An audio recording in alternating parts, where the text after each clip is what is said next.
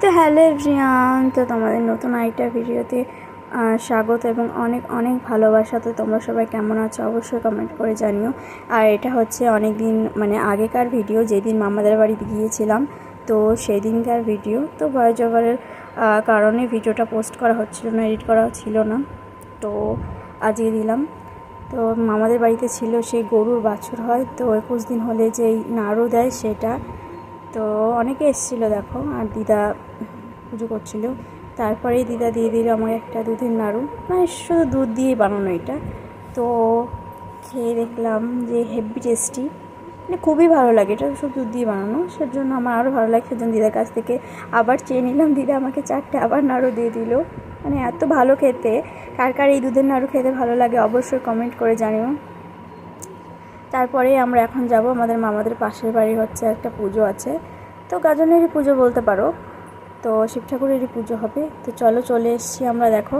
তো এখানে এসে দেখি ঠাকুরের পুজো হচ্ছে। তো ওই দেখো সব সন্ন্যাসীরা পুজো করছে, এবং দেখো কত লোকজন এসেছে পুজো দেখতে।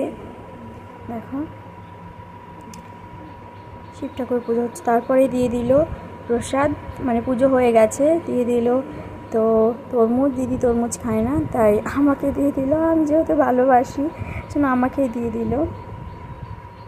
তারপরে একটু কথা বলে নিলাম এই মামাটার সাথে। তারপরে দিয়ে দিল গরম গরম ভাত আর জল। তারপরে ভাতে পড়ে গেল ডাল, আর তারপরে দিয়ে দিল ঘ্যাট, যেটাকে আমরা অনেকে নিরামিষ তরকারি বলে, অনেক কিছু বলে, আমরা ঘ্যাটই বলি। অনেক কিছু দিয়ে হেভি টেস্টি। আসল কথা মানে এগুলো দিয়ে ভাত খেতে এত ভালো লাগছিলো আমার। আসল কথা আমি মামাদের বাড়ি এগুলো খেতেই যাই, মানে পুজোর সময় 2 দিন আগে থেকেই যাই এই নিরামিষ তরকারির লোভে। তারপরে দিয়ে দিল মিষ্টি, 2টো করে মিষ্টি দিচ্ছিলো, কিন্তু পাশের জন্য যেহেতু মিষ্টি খায় না সেজন্য আমাকে দিয়ে দিল। তারপরে বাড়িতে এসে দেখি দিদাদের বিছানায় বিড়ালের বাচ্চা শুয়ে আছে, মানে তো মামি একটাকে উঁচু করলো আর আমি একটাকে কোলে নিয়ে আছে, দিদি কোলে নিয়ে আছেন।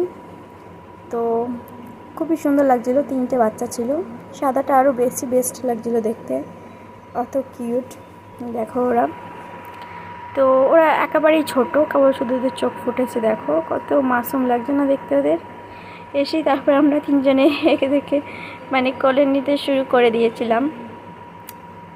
তারপরে চলে গেলাম মেলাতে গিয়ে ডান্স হচ্ছিল আমাদের ওইখানেই।